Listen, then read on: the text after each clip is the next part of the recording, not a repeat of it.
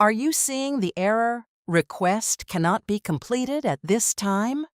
Don't worry, in this video, I'll show you simple, fast, and 100% working fixes to solve it on any device. This error usually means your system or app can't process your request right now. It can happen while opening apps, uploading files, logging into websites, making transactions.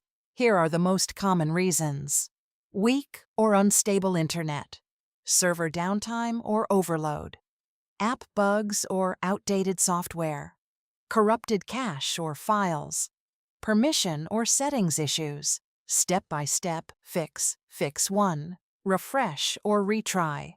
Sometimes it's temporary. Just reload the page or try again. Fix 2, check internet connection. Switch Wi-Fi to mobile data. Restart your router. Ensure stable speed.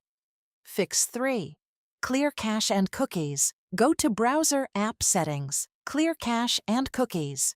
This removes corrupted data, causing the error. Fix 4, update app or software. Always keep your apps and system updated to avoid bugs. Fix 5, restart your device. A simple restart can fix many hidden issues instantly. If the problem still exists, try this. Check server status. It may be down. Disable browser extensions. Reinstall the app. Check app permissions.